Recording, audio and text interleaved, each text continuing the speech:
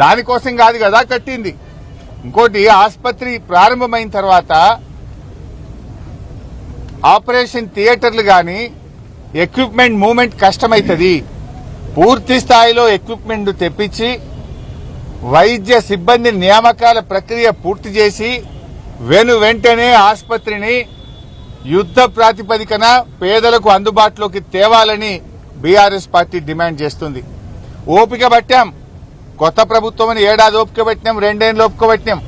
ఇప్పుడు 2.5 ఏళ్లకు వచ్చింది ఓపిక పట్టం. నిన్ను అడుగడుగున వెంట పడతాం, నిలదీస్తాం. అవసరమైతే ఇక్కడనే మీరు ఆలస్యం చేస్తే బీఆర్ఎస్ పార్టీ ఆధ్వర్యంలో నిరవధిక దీక్షకు మా బీఆర్ఎస్ పార్టీ దిగుతుంది, నీ మీద ఒత్తిడి పెంచుతుంది అని చెప్పి కూడా హెచ్చరిస్తా ఉన్నాం.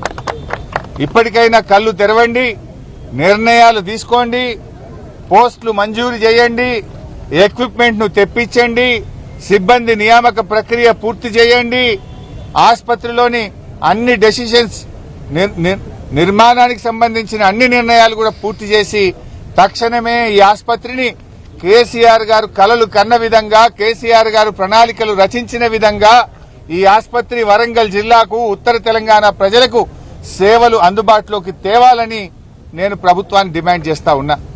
ఈ జిల్లా నుంచి ఉన్న 2 మంత్రులు గాని, ఇన్ఛార్జి మంత్రి గాని, శాసనసభ్యులకు కనీసం సోయి లేకుండా పోయింది. ఇంత గొప్ప ఆసుపత్రి ప్రజలకు అందుబాటులోకి తేవాలనే తన్లాట, తపన లేకపోవడం నిజంగా చాలా దురదృష్టకరం. ఎంజీఎం ఆసుపత్రి అయితే ఇక అది చెప్పనే అవసరం లేదు. మా పత్రికా విలేకరులు రాసి రాసి చెయ్యి నొప్పి పెడుతున్నాయి. మా ఎలక్ట్రానిక్ మీడియా రిపోర్టర్లు మాట్లాడి మాట్లాడి గొంతు ఎండిపోతున్నది కానీ ఈ ప్రభుత్వంలో చలనం లేదు. ఇన్నిసార్లు వరంగల్కి వచ్చిండు రేవంత్ రెడ్డి, ఒక్కసారన్నా ఎంజీఎం విజిట్ చేసినవా? 2.5 ఏళ్లలో ఆరోగ్య మంత్రి ఎప్పుడన్నా ఎంజీఎం ఆసుపత్రులు అడుగు పెట్టిండా? పందికొక్కులకు, ఎలుకలకు నిలయమైపోయింది ఎంజీఎం ఆసుపత్రి. స్ట్రెచ్చర్లు లేవు, వీల్ చైర్లు లేవు, మంచాలు లేవు, మందులు లేవు, టెస్ట్లకు కావలసినటువంటి మెటీరియల్ లేదు. మొత్తం కూడా ఇలా కుప్ప చేసిండ్రు. ఆనాడు సూపర్ స్పెషాలిటీ ఆసుపత్రిలో గుండెకు సంబంధించిన 250 శస్త్రచికిత్సల్ని బీఆర్ఎస్ ప్రభుత్వం ఉండగా చేసినాం. ఇప్పుడు ఏమైంది? సూపర్ స్పెషాలిటీ ఆసుపత్రిలో ఏడాది అద్దం కింద ఏసీలో నీళ్లు లీక్ అవుతున్నాయట. ఏసీలో నీళ్లు లీక్ అవుతున్నాయని థియేటర్ను మూసేసిండ్రు. ఏడాది అద్దమై గుండె శస్త్రచికిత్సలు వరంగల్లో ఆగిపోయినాయి. పేషెంట్లను హైదరాబాద్ పోండి అంటున్నారు, నిమ్స్కు పోండి అంటున్నారు. సగం మంది జనగామ ఆలేరు దాటే వరకే, భువనగిరి పోయే వరకే ప్రాణాలు పోతున్నాయి. అంబులెన్సులు వరంగల్కు వాపసు వస్తున్నాయి. ఇదా మీ ఉద్దారకం? మేము కట్టింది నడిపించే తెలివి కూడా లేదా మీకు? ఆనాడు బీఆర్ఎస్ సూపర్ స్పెషాలిటీ ఆసుపత్రిని పూర్తి చేసి కేత ల్యాబ్ను పెట్టి అన్ని రకాలుగా మీకు అప్పజెప్పిపోతే గా ఏసీ పైపుల నీళ్లు లీక్ అయితే మరమ్మతు చేసే తెలివి కూడా లేదా ఈ ప్రభుత్వానికి? ఏసీ పైపుల నీళ్లు లీక్ అవుతున్నాయని ఆపరేషన్ థియేటర్లు మూతబెట్టారా? క్యాట్ ల్యాబ్ను మూసేస్తారా? గుండెకు సంబంధించిన శస్త్రచికిత్సలు నిలిపివేస్తారా? ఇదేం నిర్వాహకం అని చెప్పి ఈ రోజు నేను ప్రశ్నిస్తా ఉన్నా. అదేవిధంగా కరోనా సమయంలో మేమిక్కడ 3 ప్లాంట్లు పెట్టించాం. కరోనా సమయంలో మా నరేందర్ గారు, మా వినయన్న రిక్వెస్ట్ చేస్తే ఆనాడు నేనే ఇక్కడికి వచ్చి 3 పిఎస్ఏ ప్లాంట్లు పెట్టాం. అంటే ఆక్సిజన్ జనరేషన్ ప్లాంట్లు. ఒక్కటి నడుస్తలేదు.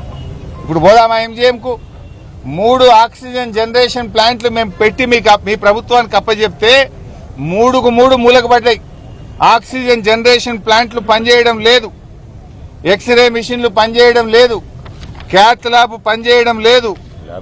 ఆయుష్ లో రాష్ట్రంలో ఎక్కడ ఆయుష్ దవాఖాన్లలో మందులు లేవు. ఇవాళ ఈ రకమైనటువంటి పరిస్థితి తెచ్చారు. అంటే రేవంత్ రెడ్డికి నేను ఒకటే చెప్తున్నా, నిన్న కూడా మా కార్పొరేటర్ని అరెస్ట్ చేశారు వరంగల్లో, మా బాల్కా సుమన్ అరెస్ట్ చేశారు, మెదక్లో మా కార్యకర్తలను అరెస్ట్ చేశారు, ఆమన్గల్లో మా కార్యకర్తల్ని అరెస్ట్ చేశారు. కక్షలు గట్టుడు కాదు రేవంత్ రెడ్డి, ఈ హెల్త్ సిటీని గట్టు, ఈ హెల్త్ సిటీని పూర్తి చేయి. కక్షలు గట్టుడు, అరెస్ట్ చేస్తే ఏం సాధిస్తావు? కేసీఆర్ గారు రూపొందించిన ఈ హెల్త్ సిటీ పూర్తి చేస్తే 2,000 మంది పేషెంట్లకు వైద్యం దొరుకుతుంది, కొన్ని వేలాది ప్రాణాలు కాపాడే పని చేయి. ఇంకా ఎన్ని రోజులు కక్షలు కడతావు? ఇంకా ఎన్ని రోజులు బీఆర్ఎస్ పార్టీ మీద పడేడుస్తావని చెప్పి నేను రేవంత్ రెడ్డి గారిని ఈరోజు ప్రశ్నించదలుచుకున్నా.